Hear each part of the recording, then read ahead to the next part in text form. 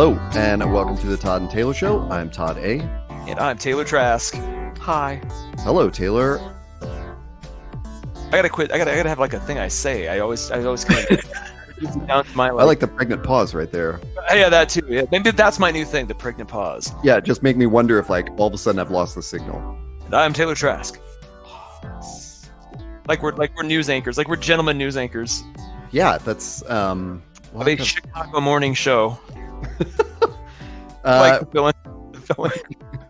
This could not be a more askew introduction to what we are talking about tonight. Askew is good. What is it that we're talking about tonight? We're talking about Star Wars: The Last Jedi, and Woo!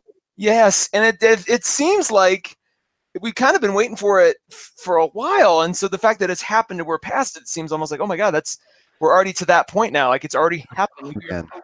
Release. Now all I have left to look forward to is my Doctor Who Christmas special that I'm literally done for a while. Yeah, I'm just ready to sleep until New Year's. Yeah, yeah, it's just crazy. So you saw it when? I saw it Friday night. I know that no longer counts as opening night. Oh God, no! I mean, and Thursday night, like let's be honest. Thursday midnight used to be like the kind of celebratory opening. Now it's like Thursday at like 7:30. Yeah, I was like hearing from people like before I got home from work on Thursday. Yeah, like, yeah. Come on. Where's the honor? Where's the dignity of waiting till the midnight showing? Like I used to see every Marvel movie that way, and there was something kind of wonderful about it because it was the diehards. There was a certain energy, just that sort of waiting, like like you had to like have some coffee at 10:05 so you can make it to midnight. Just like that whole thing.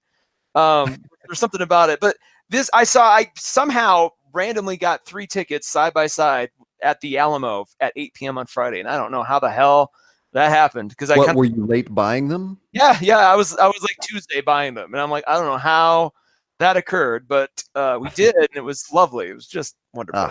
We had ours the day they went on sale. So oh yeah.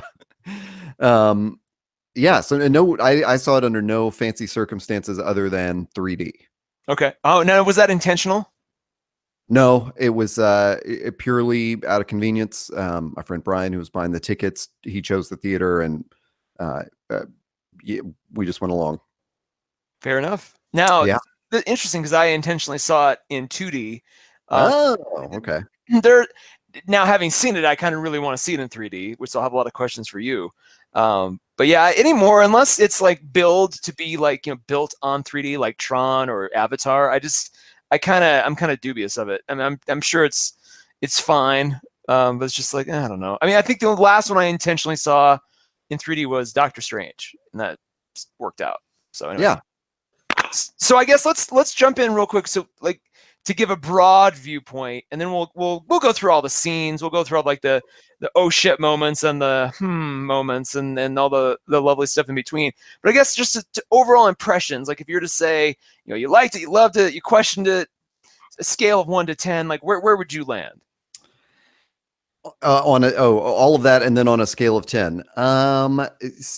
So if the prequels are all 1s, now that's just being generous.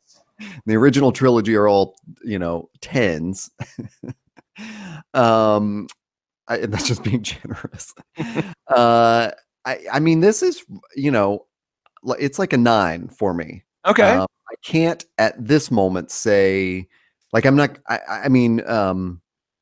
Immediately afterwards in the car, Brian did his re-ranking of all the movies.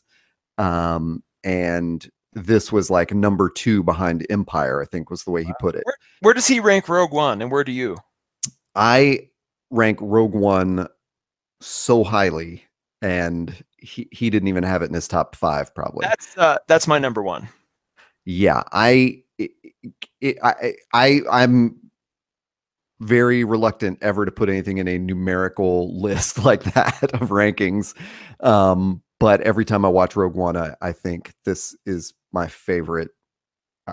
It's so hard to compare it to the original trilogy. That was so long ago, but there's something about like, this is where I wanted the whole story thing to go. So with that in mind, I think Last Jedi took so much of that good stuff about Rogue One and so much of the good stuff of Force Awakens, and shifted the universe even slightly more ahead in like a, in the new direction. And that I was so impressed that it wasn't it didn't go totally out of the realm of like things that we expect and love. Mhm. But it was shocking and suspenseful throughout to me. There was no point. Well, there's one point that we'll talk about later, but there was other than that, I didn't know what was going to happen. You Yeah, know, yeah, it's one of yeah, those things yeah. where I'm playing that guessing game in my head the whole time of like, oh yeah, we're gonna find out that whatever, and then nope, nope, nope, that didn't happen. So And yeah, how interesting too that after a movie that was uh intentionally created to be fan service and sometimes derided for being so, like we get one that is absolutely like you could have pretty much predicted most of the Force Awakens, as lovely as it was, and it's actually one of my it's in my top 5. Um, but it's like the story beats are pretty freaking familiar. This was almost like every time they met one of those choices, they're like, "We'll go somewhere else." Like they yep, intentionally, Ryan Johnson completely, broke those conventions, and I think like uh, I've been seeing some mixed reactions in some circles, not across the board by any stretch, but like in some circles, there's an interesting kind of debate brewing, and it seems to be centered on people who would rather see more of the conventional stuff, make this basically like another Return of the Empire Strikes Back, and then those who are like, no, no, no, this is what it needed to have be. It needs to be this. We can't go back. Like burn well, it all down, like Kylo Ren. Burn the past. Kill it I all. mean, you don't need to go any farther than the Rotten Tomatoes meter. It's crazy. There's a 56% audience score. Yeah. That's On top of like insane. in conjunction with like a 95 or whatever it was critic score. So Right. it's like you can't really argue with the merits that it's an interesting good movie and like just on purely technical terms, but then you get into like the actual audience discussions. It's like, past that, is this a story we needed? I think it's more that and less, oh, the movie sucked, and more, is this the story we needed as a community and to service these characters? And I think it's most of the arguments can kind of go back to that central core. And I for one, I'm gonna err on this, or join the side of this is what we need moving forward. Like it needed to be this. It couldn't. If it was just a rehash of Empire, I don't think there's a future for this franchise past like Yeah. 2025. Exactly. No, I'm glad you answered that question yourself because I feel the same way. Like this is what we needed. We didn't need Force Awakens. As people made a lot of hay of George Lucas's comment afterwards, in which he said like it's mostly just the same kind of plot as New Hope. Yeah. Um, but we really needed that to reestablish the world and get back into the universe we loved and And forget well, about the prequels. I was gonna say, and frankly, basically convince the audience to trust the brand again. Like, hey, this, remember this? You loved this, right? Love this again. And that's like, now that you're loving it again, we're gonna show you something cool and new. And I know Uh, we'll get even deeper into this, but one of the big things about Last Jedi is the prequels suffered mostly from, I mean, oh my God, we could talk forever, and we have tried to about them, but the prequels just don't have characters that we care about. Like, there's no Other than freedom. Obi-Wan, he's probably the only one. But even him, it's like you don't have any idea of his backstory or Yeah, what right. his motivation is or where he's going to end up. He's just, it's all cast in like big brushstrokes of Yeah. hero, villain, There's no and agency to anything they are or do. yeah, it might as well have just been an animated Yeah. trilogy. Well, in fact, it's what's really funny about that comment. I challenge anybody listening, and you too, Todd, to go back and watch the prequels, specifically like the last two when Hayden Christensen appears. There are more shots of him and Obi-Wan or just like random Jedis lazily running into scene or away from frame. Like Yeah. just kind of like mom jogging to their cars, like out of frame. And it's just like the apathy in which these characters even move is just so it's so it's just emblem. I can't say the word. Emblematic. There we go. Of just the attitude in which the movie progressed. Like there's just no Yeah. agency at Well, all.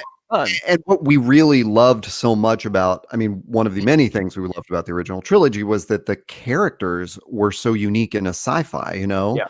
Yeah. And even though they were sort of drawn from tropes in westerns and samurai movies and, you know, and other, to some extent, sci-fi movies, but it was like they were just interesting in this new way. And Force Awakens had to reestablish like these characters are interesting and they're worth caring about. And Last Jedi went even, you know, farther than that and gave them these real conflicts and shortcomings. And, you know, I mean, not Now to there jump is. ahead, we're just basically going to hit high points. We're not going like in order, I don't think, especially, but Yeah. you know, the way the Luke flashback and the Kylo flashback are told from two different viewpoints is so Yes. Yes. perfect in that way of like, oh, you can kind of see it from either side, you know? There is one character. Well, there you could argue two, but there's at least one character that falls definitely back in that prequel territory where you're just like, why are you here? You owe us. We owe you nothing. You owe us nothing. Don't. Well, It's I would say that's Snoke. interesting. He, Interesting. you know, here's just the bad guy that's like, you know, doesn't really have any. We don't understand what his position is or what his power is or what he actually wants. It's just destruction. You know, it's just the force of, Wow. yeah. Who are you Yeah. thinking of? I was thinking of Admiral Holdo. Like Oh, Laura um, Dern's character, like she does. Let me just put it this way. I want you to think of every single Admiral Holdo scene that you can remember. Now, ask yourself, how much cooler would that have been if that was Admiral Akbar? And that's how he died. yeah. That's true. That's a really interesting idea. What really, but if you just put Akbar in place of her, um, with the same lines, I think it would have been just as frustrating to me to watch because to me, I kept thinking like she has a better plan. There's something going on. You know, she's doing something else. She's not letting Poe in on. Well, But we have that's it, to right? find out that she's heroic through someone else just telling Poe. Like instead of actually Bingo. just Yeah. showing us what was going on. So I'm afraid, like, no matter who it is, even if it were Akbar in that role, if he acted the same way, I don't know. You know, we would have more connection to him. But Well, he would at least you would go as an audience member. Oh, this is why everybody's just saying, because there's two you, critical flaws with this character. The first is she performs this amazing the Holdo maneuver, which I'm sorry, Admiral Adama, but this thing was. I've always actually, it's funny. I've long wondered what happens when you just take a starship at light speed through another starship, and oh my god, we'll talk more about that in a second. But like she did that, and then it's like that was a killer move, but like we don't know you, like. Your sacrifice in this situation, it doesn't mean anything right now. And like if that was Admiral Akbar doing that, you'd be like, holy shit, that he went out like a boss. The other crucial flaw is that she didn't. All she had to do is tell Poe what her plan was, and like it could have saved a lot of time and hassle. But she instead she's like, "I'm not going to tell yeah, you," it's, and it's just like, why? Why? it's Like it would be right. great if like Akbar. I mean, you could invent a good if it was Akbar in place of her. You could invent some reason, like he could even rattle off some like, boy, that's you're demoted. That's that's not for you to know, or something. Right. And if it were a character Where the we had history with, we would have given him the benefit of the doubt. bingo, And yeah. instead, it was sort of played like, wait, do we trust her? Yeah, You know? yeah. And on top of that, she looks like a senator from freaking Pan Am, straight out of the Hunger Games. So it's like, what are you? Why is Laura Dern in this movie? Like, I love Laura Dern, but it's like she wandered in off the Hunger Games set and just decided to stay. And they're If like, she had come okay, in like full battle gear and been more of like a yes, patent character, like just a yes, general yes, barking orders, I would yeah, have, yeah. uh, I would have probably, I don't know, I would have, She's you Mon know, Mothma's niece. yeah. Like, Oh yeah. If we saw Mon Mothma doing that, like I would totally, respect. yeah.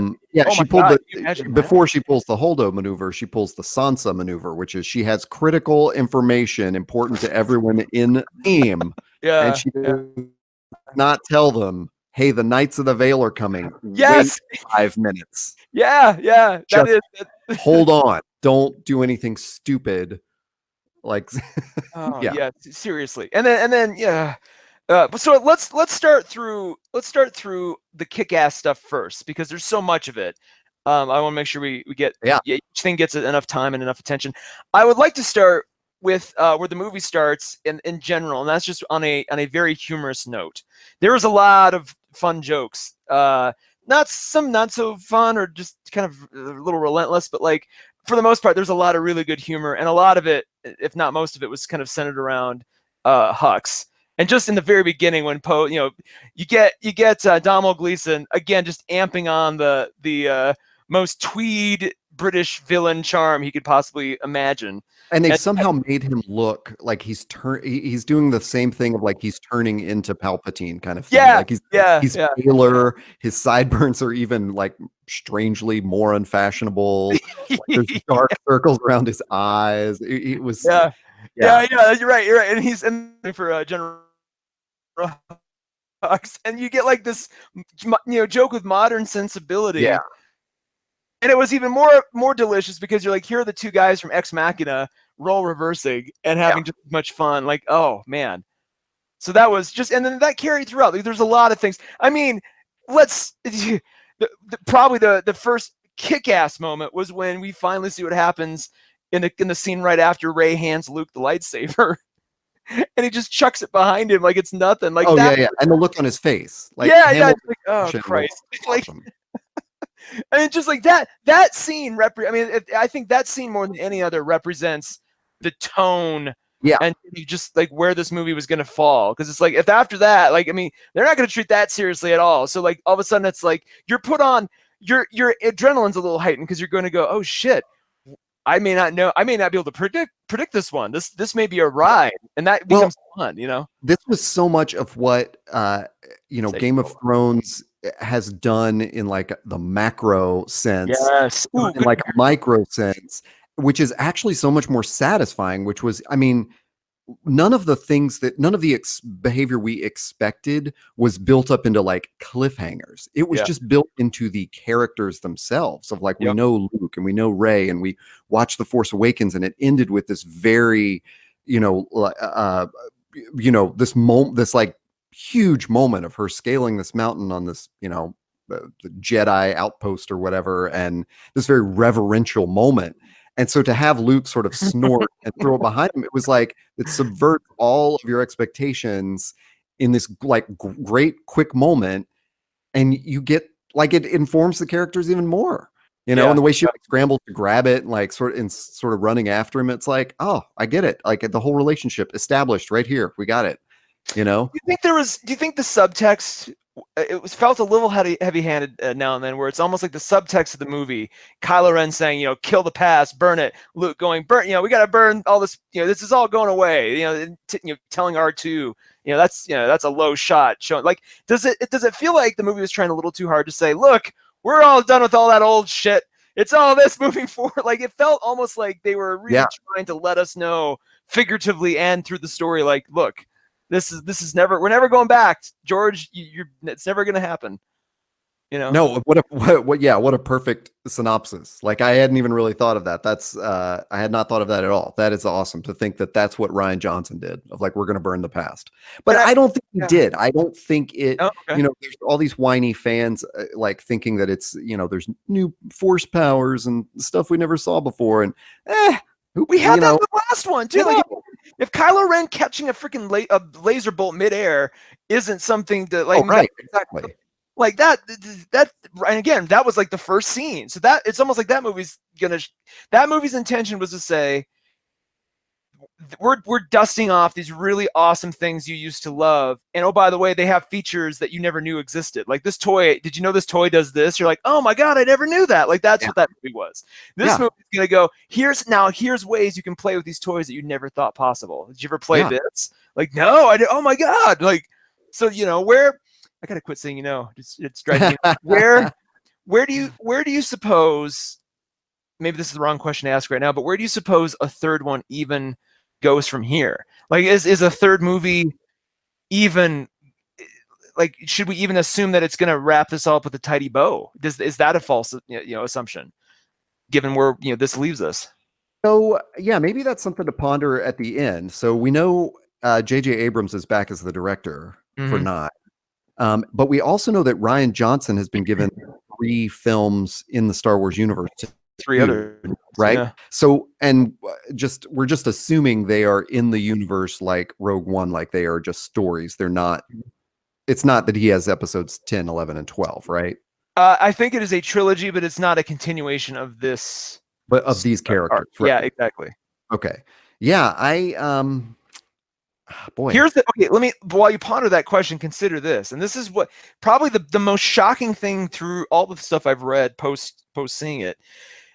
At no time, apparently, did they have a showrunner's plan. It really feels like, and from everything JJ has said, and especially everything Rian Johnson has said, JJ wrote The Force Awakens whole cloth. It wasn't like Disney had crafted this epic sort of like narrative arc, and the movies were kind of written to that. It's like there was no outline. It's just, we want to do this. We know we want to have the old characters in it. Go from there. And so Rian Johnson comes in. It's almost like he's given this house. It's like, now you build. We're gonna go. So everything you see, like, he has no idea if JJ's original intention was that Rey's parents are just some mindless traders. Like, that could have actually been an arc JJ wanted to be different. So now JJ gets it back again. Where do you take? It's like a Mad Lib. Where do you take this? Where you're taking the story, which shocked me to death, because I thought, how this is your bigger than Marvel, even to some extent, in terms of just overall your brand awareness and sort of the excitement that builds up. So Well, it's like, you and I had talked like maybe in there's a no podcast. phase 1, and phase 2, Right. like, none of that. It's not happening. Well, but you and I talked about maybe some like broad strokes they had. I think we did this in an actual podcast, but maybe it was just in a off-air chat about, like, do you think they went in thinking, okay, Han's going to die in the first one, and Luke's going to die in the second one, and Leia's going to, sort of that, like, we're going to kill off the old guard. We're just not going to do it all at once. And so That maybe could've they had, been edict. Yeah. maybe that wasn't you, but I they know. could I have. remember discussing that. I feel like Oh, that okay. could have I'm been just thinking like the Disney could have expressed. But when we say Well, Disney, we're not talking about corporate Disney. We're talking about what's her face? Kathleen. Kathleen Kennedy. Yeah. I mean, she's Kevin No, Feige. I was just going to say that, like, maybe they had sort of broad, like, moments that they were going to hit in the trilogy, and they left it to the individual directors to get Yeah, there. You know, that could be. But a great example of that is, was Snoke part of that? Did they get that detailed and go, okay, so here's your bad guy. You got to use him until at least the third movie, because clearly that's not what happened. It's like Rian Johnson picked up that toy and went, nope, and just chucked it aside back into the box again. Well, I actually anymore. I mean, that's fun to ponder, because I would, seeing how it ended, I would think, oh, you know what, they had to get here where Kylo assumes the Supreme Leader position somehow, sort of like that's the point on the map. Like, we don't care how you get there, Ryan. Just make sure that by the end of episode 8, that Kylo is the Supreme Commander, and maybe he gets to decide, like, oh, well, there's going to be a bunch of conflict with Hux, and and here's how he's going to get rid of Snoke, and things like that. So okay, I kind of bet there was like a plot like that, but I agree that it's definitely not like an MCU thing where how do all the pieces tie together, except for the fun little Easter egg that people found yesterday and today, which was in Rogue One, when Jyn is going through the files to find the Stardust file, the map of the Death Star. She just out loud says hyperspace tracking navigation module or something like that. That's fun. Yeah. I guess it's not that crazy. Like, that's a pretty elitist thing. It doesn't say it in some way that's really, really gives it away. Like, pause for a minute. Wow, a way to track people through hyperspace. Wow, you just cut out for a second. I think typically when that happens, I can I think it's just your headphones. Well, maybe no, it was like a bandwidth like kind of a thing. But usually when I listen back, it's recorded correctly, but it's just not. I'm not hearing it correctly on my side from the connection. But it's you're back now. Oh. Just letting you know. I like the little callbacks between movies. Here's a question though. The moon medallion that the two sisters, Rose and her other nameless sister, were wearing. Did that in any way go back to the Asian Rogue One guy? Because I could have swore he had something like some kind of medallion or something like that. He I may have notices seen that. Jen's necklace, which is made of kyber crystal, and she says, "How did you even know I was wearing a necklace?" Because it's beneath her scarf. Yeah, When maybe they're that's on what I'm jet. confused. So yeah, I would think that that's probably, it was kind of interesting that they had another piece of jewelry that was significant. So Yeah. So wait, real quick, the end of Snoke, did you like that he bit the dust in this one and without any sort of explanation as to who he was? Thoughts yes, on just his demise?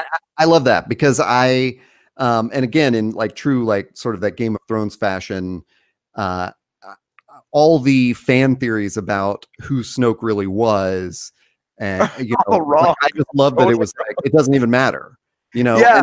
and Yeah. and then also it's like when we I saw Justice League with the same group of friends, and when we came out of that, our friend Fia was saying, she was saying, I'm just tired of these superhero movies where they just fight this bad power. It's Yeah. like this god power that has no personality, and they just kind of like, and I get it. Like if you're not a superhero fan, and even if you are, it just doesn't make any sense. Like they're always just fighting this kind of alien thing that can destroy the world.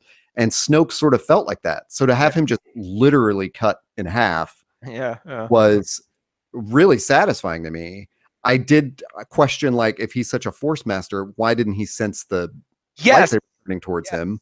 Yes. And I was only really disappointed that he was just sort of normal sized, because you and I had speculated, like, you had this great speculation. I'll let you say it, which Yeah, was, no, and this is the one thing I'm actually sort of sad about, because the way they treated Maz Katana in the first one, I could have swore she was going to have this major role to play, and that she was of the same race that Snoke was of. So when we finally see Snoke in the flesh, he was going to be this like little guy that was disfigured, but was basically the Maz Katana race, and there's going to be some connection between those two. So like I'm a little bit annoyed.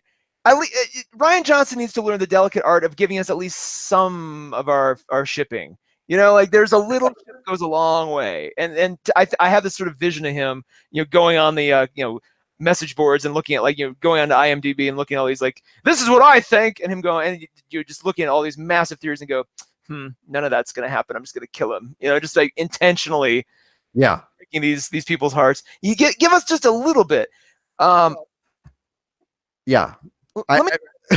Yeah, we'll get to it. I got something to throw up as a contrast to that. Well, but at some point too, we need to. It's not in the notes, but we need to talk about the criminal underuse of Maz Katana. Like, she played no role whatsoever in this thing. I mean, to say go here and find this guy, they could have read a tweet about that or something. It had nothing to do with her. It was kind of a letdown, because she was, a really interesting new character that we meet. Yeah. And you get the feeling in Last Jedi, like, did you get the feeling that there were a lot of characters to keep up with? No, only because I'm a student of Game of Thrones, so I'm used to it. Okay. Yeah, true. You're sort of trained to, which I don't know. I mean, on that note, maybe they couldn't have done that 10 years ago, 20 years ago. Maybe we need a TV loving, attention span audience to really embrace all that. Yeah, I guess maybe often Star Wars movies like Force Awakens did a good job of this, where it was sort of like broken into like 3 easy to follow teams, or like 4 maybe. But this one, it just felt like, God, there's characters all over. Well, and when they had when Holdo was in there and they had that useless trip off world to find Benicio del Toro, I'm just like, we didn't need any of this. Like, they could have cut all and consolidated most of that, and it wouldn't have felt so sprawling. That was definitely some weirdness. I mean, it was more expectation subverting, but Yeah. I did like I saw on Twitter, some person tweeted, so now it is canon that Maz Kanata banged Justin Theroux. He was his cameo was as the master thief, or whatever he was called. Oh, really? That Master was Code. He's the one with the rose. Oh, wait, what was that even? Yeah. Like, was he even a thief? Like, that was so confusing. I'm like, is that just Benicio del Toro in disguise? Like, what was the point of any of that? It just was such a weird, aimless sort of collection of scenes. I'm, I already know that this is fandom polluting my thoughts here, and I'm gonna defend something where in like Game of Thrones I might be really frustrated by it, but I Okay. actually think this was sort of a, a pleasant version of messing with the audience. Mm. Whereas a lot of times in Game of Thrones, I'm frustrated by a similar situation, um, and I just don't know how to put my finger on it. Is that really just my fandom like overriding the the sense of frustration I would normally feel? What that whole sequence needed to do was showcase a planet, because this entire Right. goddamn movie, except for the very end, takes place on just two spaceships. So they need on Luke's planet. I apologize, Luke's planet, but we've already seen his. So I, they would introduce no new planet until the very end. So they had to get us to some other world, and they had to do that so they could make that point at the very end of like the Jedi are all of us now. You well, know? and not only that, I think Rose was so much like the moral center for Finn. Like, Finn has been this slave child, uh, and rather than using clones, Hux and the First Order have been basically just buying trading in slaves and making them into stormtroopers. And Finn, un unexpectedly to them, has this break in his conscience where he can't, kill these innocent villagers. And that begins his like sort of learning to be human again. And I think Rose to that compassion and all that. And so it really, to me, the only, You mean he was the his, big, he was her Dory and she was his Nemo? I mean, that's kind of what that whole thing felt like. It's just, so far I have she not understood your Hunger Games reference or your Finding Nemo. I mean, she really was.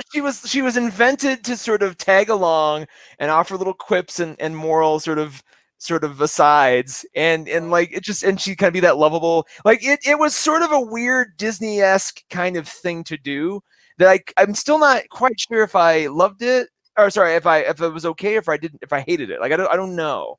Like Well, she, so she just I think they had to go to the casino planet because she had to point out to him, who do you think these people are? yeah. They're all arms dealers that sell to both sides, and make that larger point about war and the child slavery, which they see there.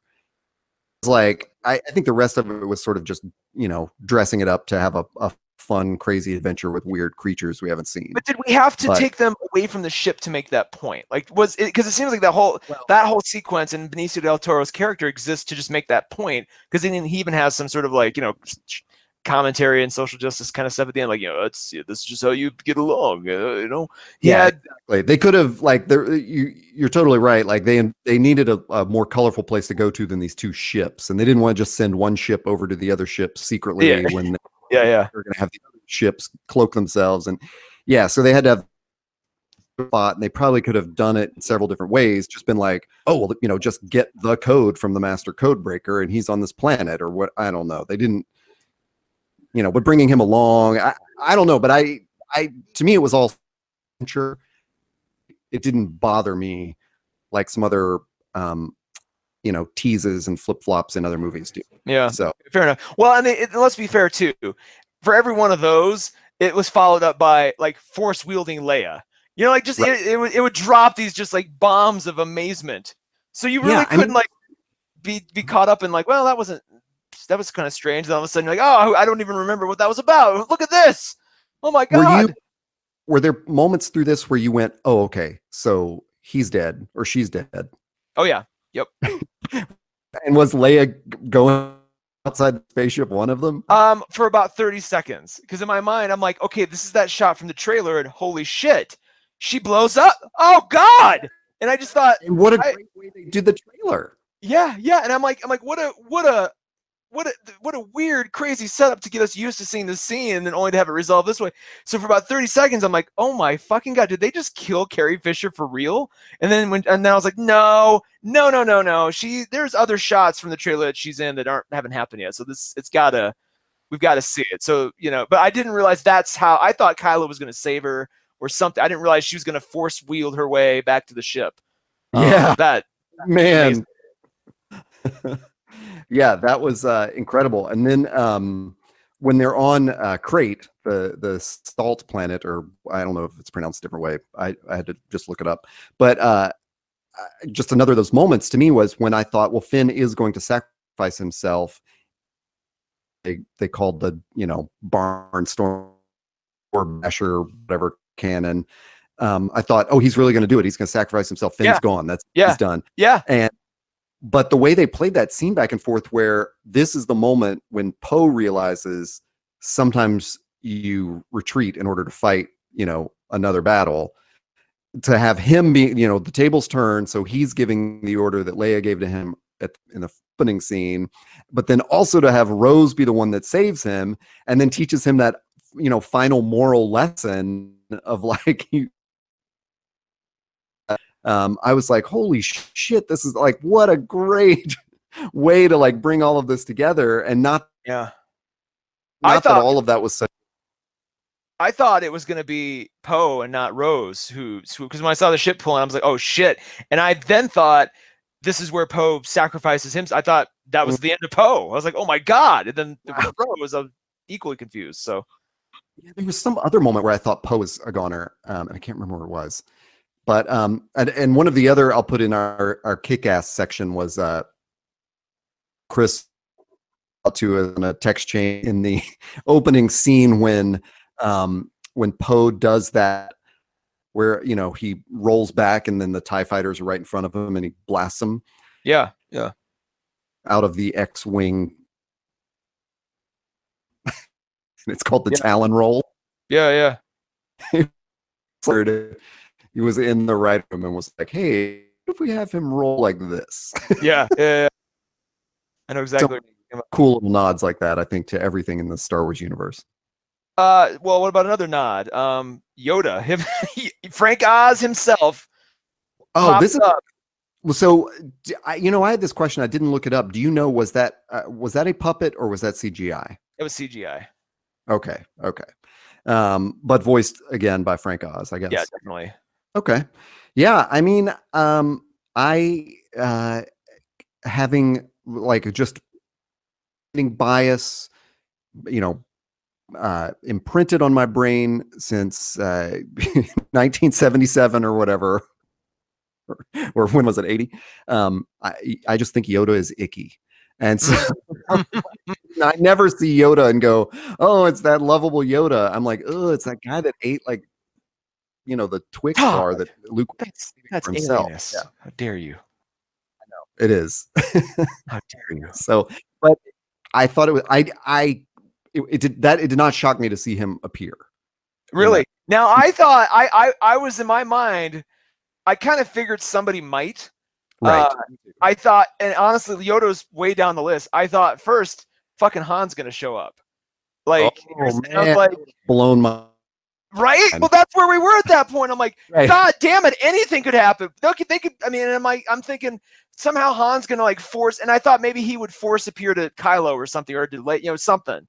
The second thing I thought is when Luke was doing his thing, I thought maybe they'll get Ewan McGregor in to do an Obi-Wan impression, and sort of tee that up, because they're, if he appears in, if they cast him again in a future Obi-Wan one shot. It would be kind of nice to have that connective tissue already sort of in place. So when Yoda popped up, I was like, well, oh, that's cool. It wasn't like, oh my God. It was more like, oh yeah, okay, well, that makes sense. Exactly. Yeah, I agree. And it was a good moment to like, to have him teaching Luke that was such a cool thing to me to see, like, Luke is this grizzled old master. Yeah. Up until that point, and then you realize, like, no, he's still just another student that's impetuous and doesn't have this full understanding that Yoda does. Yeah. It was great, but it does bring to mind another mystery, which is it was very cool to see him, call the lightning and start the tree burning. But at the end of the movie, there's a shot where we see Rey that has all the Jedi books in it. Really? Yep, on the Millennium Falcon. Huh. I missed that part. We were talking about it last night, and like 2 of us had caught it and 2 of us didn't. Weird. I didn't notice that at all. Okay. So maybe, but I'm sure a pretty deliberate shot. And I'm pretty sure it was Rey. Like, she had them in a drawer and was like sort of closing the drawer on the maybe not. Oh, okay. The other ship that the Resistance is on. Yeah, I got it. I got it. Where Finn goes over to treat Rose, who's in bed. There's sort of this like group, shot of them all with like the camera on her closing this drawer. So Yeah. anyway, so one of the hypotheses that came up last night was that maybe when we saw Luke sneak onto the Falcon, that he was actually like delivering those for her. Okay. I don't think that sort of fits in his sequence of like where he was as a character at that moment. I don't think he totally trusted her. Yeah. Yeah. So that he would have done that. But I feel like she's one who would have kind of just taken it upon herself to take them and make sure. Yeah, I think that's that other thing. It's when she went on that sort of when she went off track and went to explore the dark side and all that, she may have just grabbed the books like these are for me. Okay, let's talk about another. It's not in the notes, but it's coming to mind. Another sort of lame moment was just all of that rigmarole where she's you see this creepy hole, and then she goes down the creepy hole and she's telling Kylo Ren what happened down the creepy hole, and basically all that happened in this creepy hole was she saw all these cool reflections of herself and could have had an a cappella trio if she wanted. And that was basically like it just so. I mean, the visual sort of execution of it was great, but I'm like, this didn't tell us anything. Like, what was the point of all of that build up? Like, in Empire, we saw fucking Darth Vader's helmet blow off, and it was Luke's face. Like, give us something at least sort of on that level. Like, oh wow, that was profound. Just it was such a nothing burger. But then it was followed up by something amazing. So you're like, oh, I don't care about that anymore. Yeah, I mean, I'll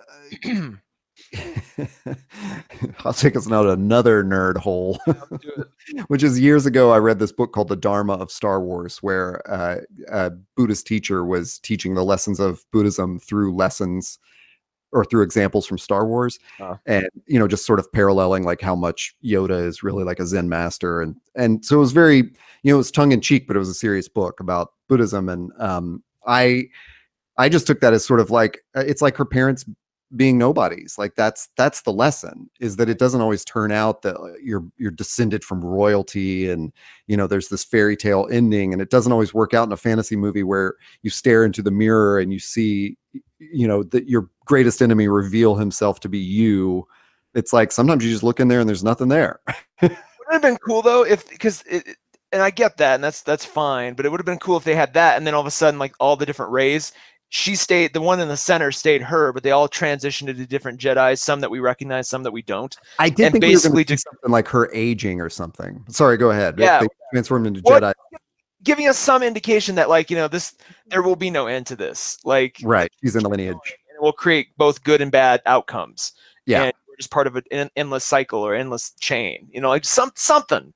I was like, it almost felt like Ryan John said, like, he had this setup. He's like, this would be a kick-ass setup, and then wait for the payoff. And they're like, Ryan, we need you on 3. Oh, I'll come back to this in a second. Just never finished it out, I'll say this though, people cannot stop visually referencing the movie Under the Skin with Scarlett Johansson. Why? So, have you seen this movie Under the Skin? I've not. Oh my God. Okay. I have not made it. I had to turn the movie off. I wouldn't have known. What's that? Is it a weird one like Mother, where it's just like weird and off-putting? Weird. Totally off-putting. It's like a sci-fi horror movie. Okay. I've never finished it because it disturbed me so much. My God. 11 in Stranger Things would go in to the upside down, and when she would do it, especially through the sensory deprivation tank, underground, the black area, straight out of Under the Skin. And when Rey touches that mirror and whatever, it's not exactly the same, but I just felt like this is a visual nod to that amazing effect. Gotcha. So anyway, sorry to take us on that tangent. No, cool. I didn't references we can here. Yeah. That's cool. Sorry, say that again. You kind of second. Oh, no. I'm sorry to take us down another rabbit hole. Were there, besides questionable, like Admiral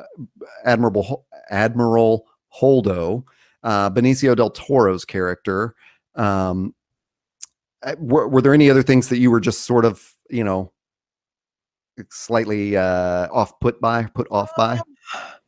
Maybe sort of the lackluster end to Phasma. I just kind of felt like she was back, and then we lose her just really fast. I'm like, oh man, like it was cool that Finn was her downfall, but it's just like I almost wish she would have lasted until the third movie. It's like, well, now she's gone. That Yeah, okay, you know? not to be a conspiracy theorist myself, but on Yeah. I've said this to like six. They've all said, yeah, she's definitely dead. Wow. But help but think she's gonna come back somehow. Well, it's funny. She wore basically the helmet of Darth Vader and died like the Emperor, you know? So she's kind of like she was the Man, magnet for all those old tropes. wow. Yeah. Well, what a waste of Gwendolyn Christie, really. I know we got to see her eye at least. Like I was really hoping for some dramatic helmet removal at some point. I know. What in the world? Something. Just we I know it's her. Just let us see her. You know. I still feel like what a waste of money. Yeah. If Yeah. she was actually in that suit, like why not just have a stunt person in the suit and hire her to come in and do like ADR later? Yeah. Well, like yes, and I mean, but if she wanted to do it, then you could let her do it for God's sake. But and let's keep in mind too, Hugo Weaving did all the V for Vendetta stuff except for the serious stunt stuff. I mean, he was there in the mask all the time. It wasn't like he ADR'd that. That blows me away too every time I watch that movie. It's incredible to think about. You never see that dude's face once. No, but it's she was a really cool character, and like if you're gonna kill your main guy, if you're gonna kill the Emperor, don't kill like Boba Fett. In this, although they did that, they killed both the Emperor and Boba Fett, but that was the third movie. Like, don't give us this cool character, and then like I mean, the First Order is a little short on.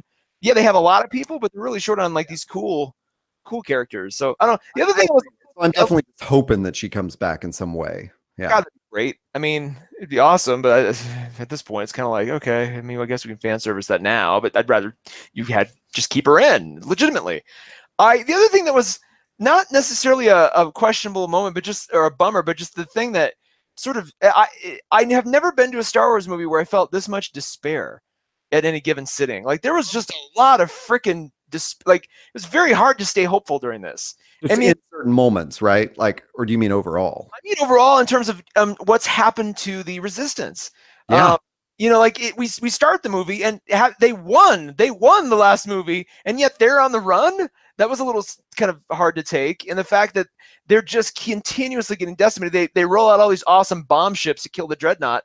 Only one survives, and just barely then it goes. Yeah. And then that whole scene where they're evacuating the ship and they're just picking them off one by one by one. I mean, I remember Holdo going like, "There's only 400 left of us," so I was actually divvying up as those escape pods were going. I'm like, okay, that's probably like 25 people. There goes 25 people, or just exactly. I was doing the same thing. Like, there's at least 25 people on every ship. It's like, how are they even? And I know the whole thing was like, we're the spark that's going to light the fire. So I'm like, they had to get down to spark size, but it seemed so intentionally hopeless. Like I was so bummed that like they didn't.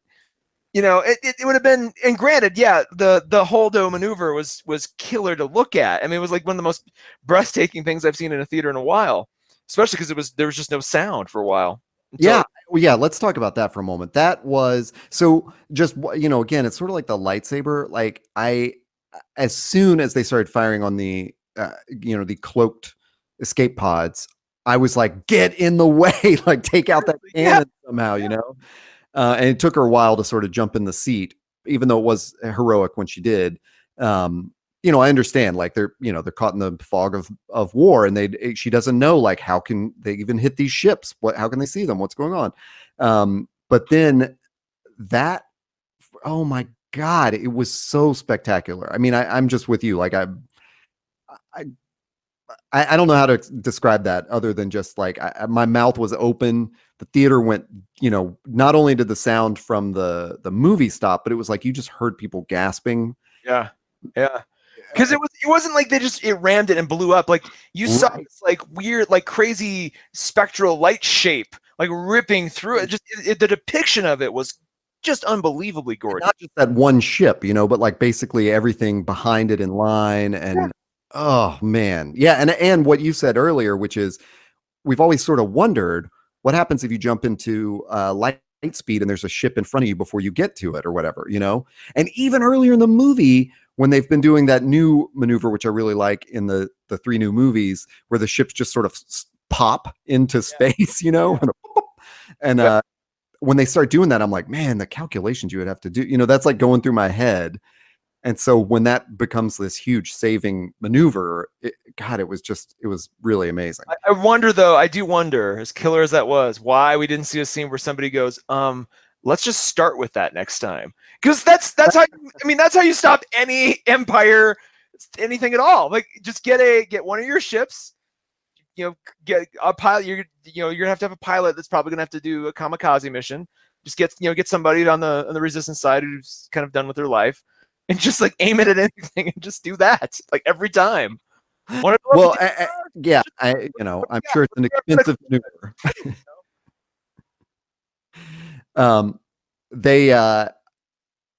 Yeah, anyway, I paused on that long enough. I think it was just such an amazing moment in the film. Well, the most amazing moment, we've been saving it for last. I've been following along. We have a little note doc we've been going through, and we keep crossing everything out, leaving it behind. The most amazing moment, in my opinion, and I'm guessing probably yours, was the final showdown where Luke appears on the battlefield.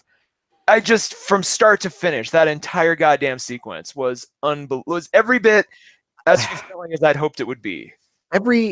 Everything about his appearance on Crate was like, even just like this whole movie had me holding my breath through so many like action scenes.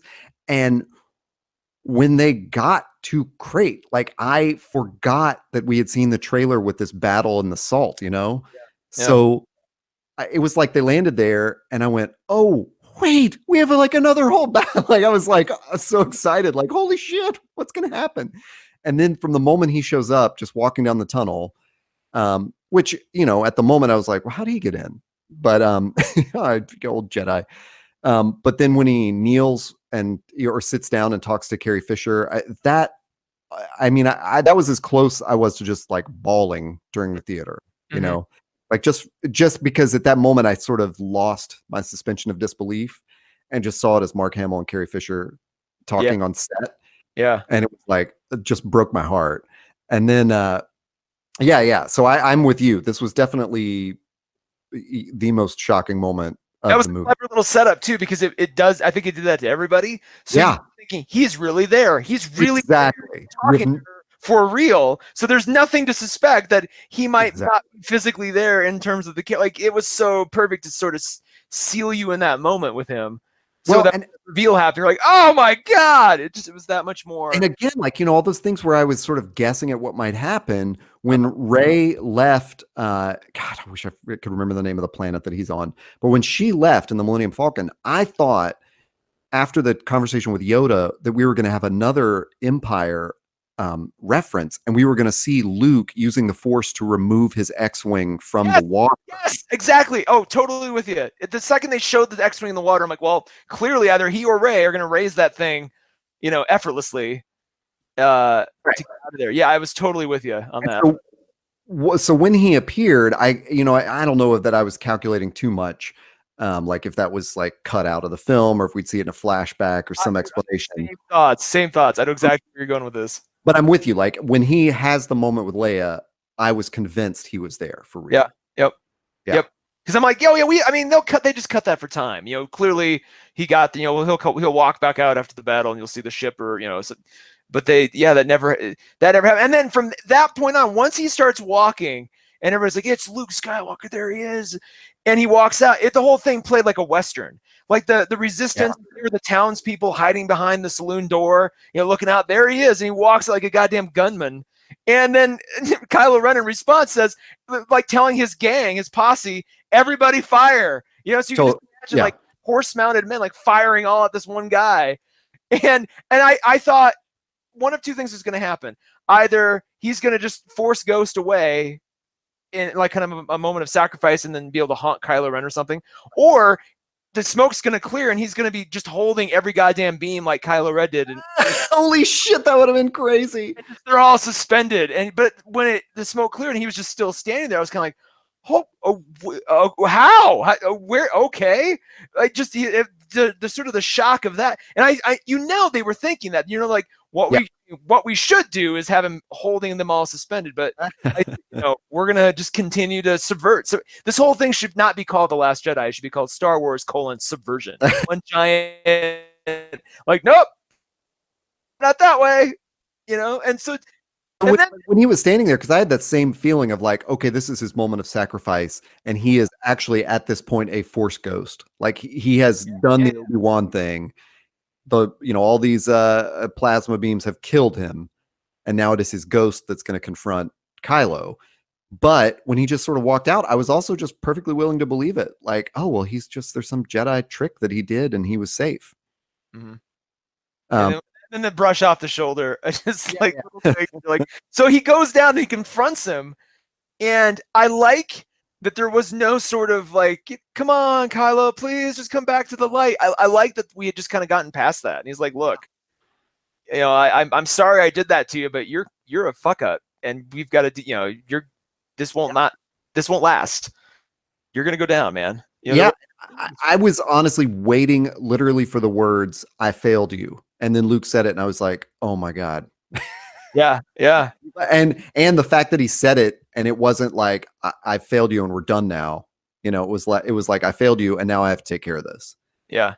It was, yeah. And then, of course, this is the moment I teased earlier where I could sort of guess at what was going to happen. Was I went, in my head, I thought, okay, this is it. He's going to switch the saber off. Kylo's going to charge him. The rope's going to fall on the ground. And switches the lightsaber off. And then to have it twist again. Yeah. Like, what the fuck, man? I had no idea what was happening. Well, I mean, before like the final moment, like all those moments where like we see acrobatic Mark Hamill stunt guy like doing these kind of crazy moves, these Jedi moves that was every bit as exciting as when remember the first time we saw Yoda click on a lightsaber in the Attack of the Clones, and you're like, oh my God, like it was that same feeling of this old guy's got some moves still, in fact that a master should have these kinds of moves. It was much more exciting to me than seeing an animated lizard click on a lightsaber. Yes. Well, or I mean, let's be fair, seeing freaking Palpatine wield a lightsaber prior to being transformed, that was pretty cool, because you're like, oh shit, that dude, right? He wasn't just always this dude in a hood. Like he had some serious skill. So it was cool to see Luke follow in that same vein. Like just because he's old doesn't mean he's out of tricks. And I think part of the problem is like that first Obi-Wan Vader fight was too stoic for its own good. Like we never got to see, they hadn't quite figured out like how much the Jedi were capable of at that time. Right. So it's very sort of contained. Where now we get these like wild, again, kind of gunslinger sort of battles that are just, God, everything about it was amazing. And then that final charge, everybody I think in the theater was united. Like, oh, the cloak will fall. Yeah. And then the fact that he's still there, and again, because you thought, okay, did he do some kind of cool, like, how did he do that? And then the fact that he's an astral projection, and was able to do all that. Oh my God! Quick cut to see him floating, on the island. Yeah. Where I gasped when Holdo, destroyed the destroyers. This was one where I was like, I shouted, in excitement when it like cut to Luke, like, yes. And it was so you're thinking, okay, because then at that moment you have to play out every decision that led to that. You're like, not only did he reconsider after talking to Yoda, and then also just what Rey did, he put himself in danger, not by just going to that planet, but like summoning his last ounce of everything to do this move that like up until this now, like this impossible move to buy these people enough to, oh my God, like just and knowing full well that he's probably like, this will probably kill me, but I'm gonna do it anyway. Well, and everything about that, like just the way that all those emotions like sort of piled on, when Poe is like, he's doing this to divert them, there's got to be a way out of here. And then that Rey is the one that's going to save them through that final escape. But also what hit me was the fact that he used so much energy to visit his sister and say goodbye to her. Yeah. It was like, holy shit, and he gives her Han's dice. It was just their astral dice. Which are also just a projection. I mean, that lasted as long as she left, and then they faded away once Kylo shows up. And then to see the cherry on top, was the twin sons as he Ah, finally gave away. Like just that was Mark Hamill cannot be mad about that. You know, no. he can gripe about certain things, but like you can't be mad about that exit. Like that was you I couldn't have that better. I mean, what a good Luke movie, you know? Yeah, yeah. Like again, one of the stupid things about the prequels, which hopefully someday we just won't ever mention them again. Our children's children will never know they exist. Disney will remake them But it was and like if make them better, and then we will never talk about them again. I, you brought up Yoda switching on the lightsaber, but I'll tell you what was more exciting was when you saw Ewan McGregor switch on a lightsaber, and you were like, Ah, okay. but by that same token, I didn't want to see Luke in this movie turn into Mace Windu. Yeah, You know, yeah, like he just sits on a council, a council of one or whatever, and just sort of tells people how to be a Jedi. Like yeah. it was great. Yeah, I don't know. It was just to me, it was like such a great fulfillment of everything about Luke as being the teacher and the master, but also having to be a student again from Yoda, and then having to learn his final lesson and sacrifice himself. I don't know. It was just everything about it was so cool. It was cathartic too, though, because there were a couple other times in this movie where I thought that scene would occur and it did not, and I thought, okay, well, that was a really good moment for a Luke arrival, but I guess they're just gonna save it. And then again, it would happen. I'm like, okay, that could have been a really good Luke moment too. Maybe they're just gonna save it. Like, and then finally, when it happened, and then it happened in the way it did, just it was like, oh, thank Christ! And then, oh my God, this is so good. It was at that same time, both of those things. I should, because at that point you don't. Maybe one of their subversions is, guess what, idiots? Luke's not coming back. Like he's just gonna stay on that island until the third movie. Like I thought, I mean, that was a distinct possibility because we had Yeah. at some point once Snoke dies, we entered anything could happen territory once and for all. Because they had, we'd seen a bunch of stuff, and then once Snoke dies, you're like, okay, literally anything could happen at this point. He could kill Rey right now, for all I know. I don't know. I don't know where we're going with this. Well, And yeah. leaving Luke there just to be this, old man who, basically like Yoda, she would come back in the third one and see him again, and then he'd, die or something. So that, it was great.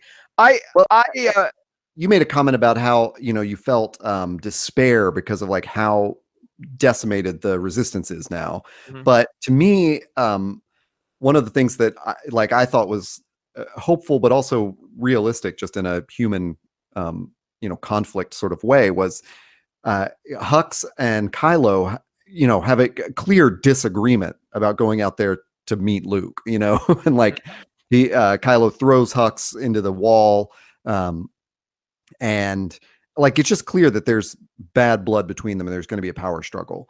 Mhm. But to me, what that also showed was that like now if Kylo is the supreme leader, how fragile the First Order really is. Yeah, no, you're You right. know, that there is this guy that's like really emotionally torn. And of course, you've heard me say on podcasts and everything, like I didn't want Kylo to just get redeemed, you know, and I don't think he deserves that. No, you're right. Yeah, And that was a little contentious. I was didn't know if I was that on board. Whoops, I don't know if I was that on board with that yeah, thought process. So so I think as much as we saw like their might, and as much as they did decimate the resistance, it did make me feel like, you know what, these are just the resistance soldiers. Like yeah, that's, the actual resistance is anyone who is not in the First Order is the resistance, yeah, yeah. and You're in the resistance, and you're in the resistance.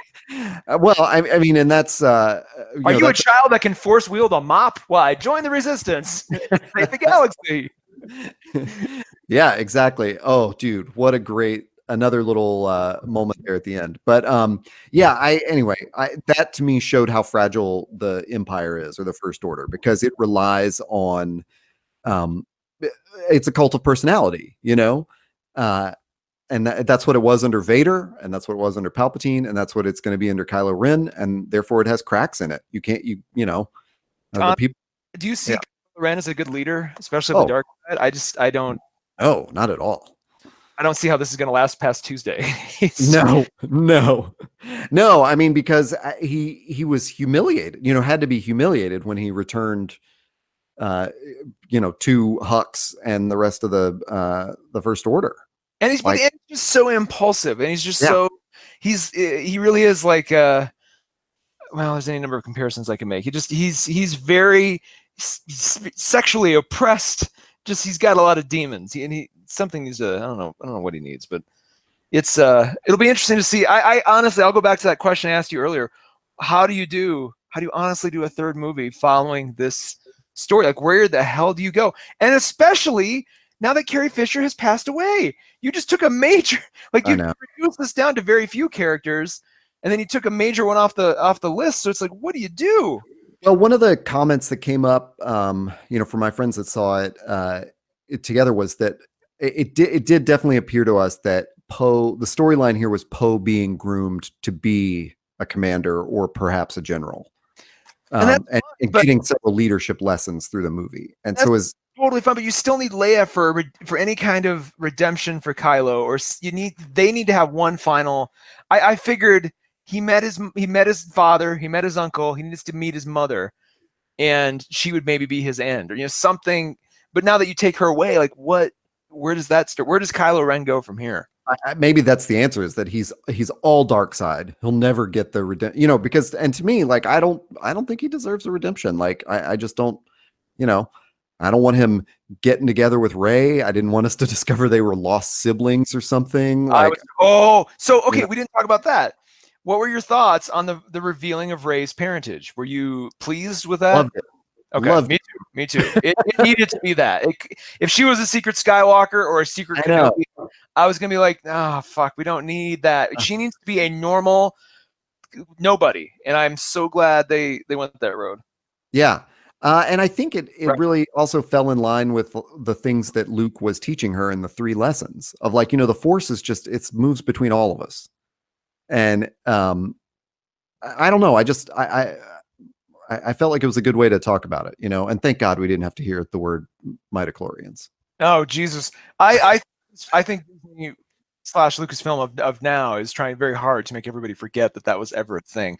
I wouldn't be surprised if, like, even some of these one-off movies or these one-shot movies, if they don't do subtle things to re-explain the Force in a way that overlooks all that. I mean, Rogue One sort of did that.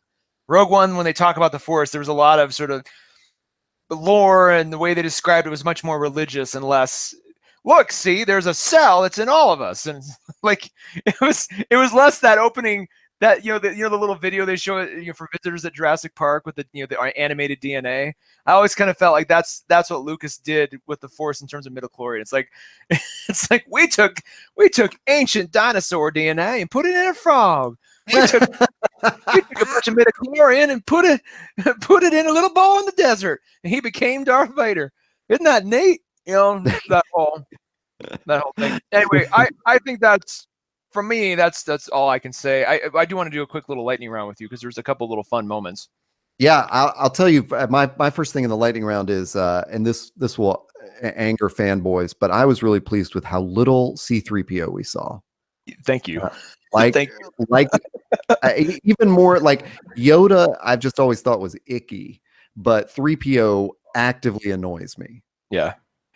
Anthony Daniels has not done us any favors, and it's almost like he's more shrill than he's ever been, and so it's just kind of like, oh Jesus, dude, please, just I mean, I don't mind him as a presence that's like a nod to the old movies, and everyone's telling him to shut up. Yeah, like, that's fine, but even when he says some things in Rogue One, I'm going, no, shut up.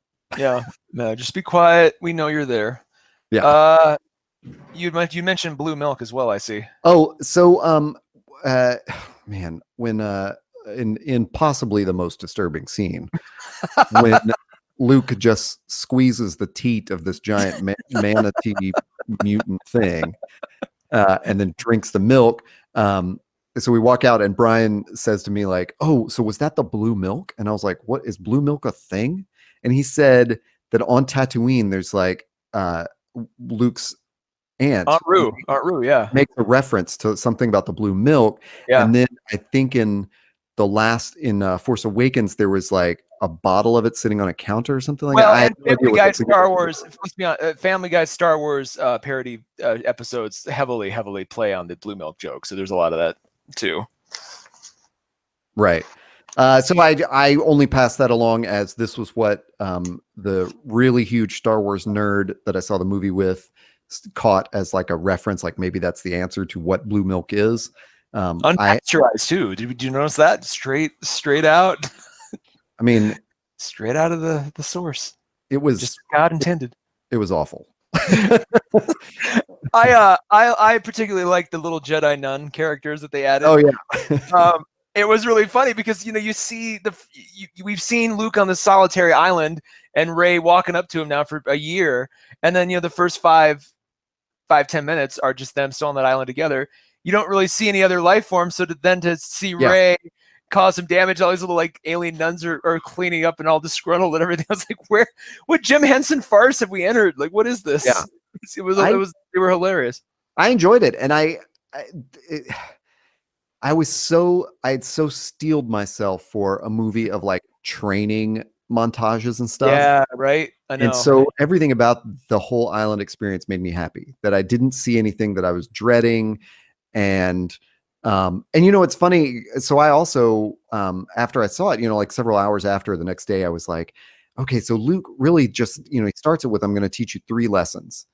And I remember the first 2, and then I don't remember the third one. And I've been kicking myself like, what? Wait, how do I not remember this third one? And I actually had to Google it and found there's like a Reddit where someone said, I've seen the movie 3 times. I'm pretty sure he never gives a third lesson. And so, apparently this was like, there was no third lesson, Maybe that was the one that she discovered for herself.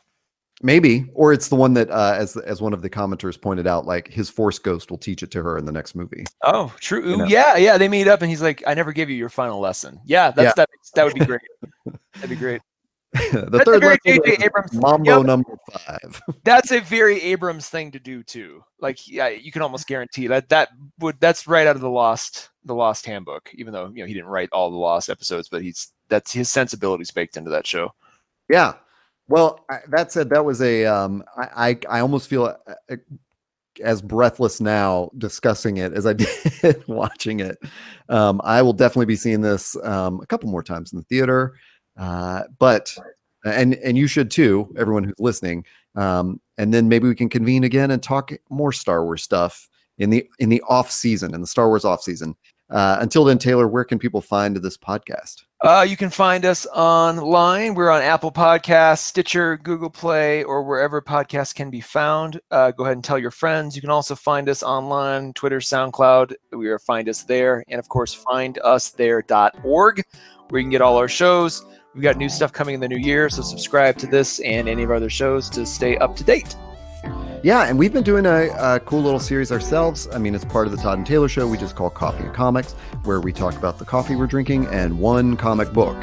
And so I hope everybody goes and checks those out on findusthere.org and all those other places Taylor mentioned, because I think they're great episodes to discover what we're reading and what new comics are out there. And, it's a cool thing. I'm excited about it. Taylor, thank you for joining me, and we will catch everyone next week. Bye.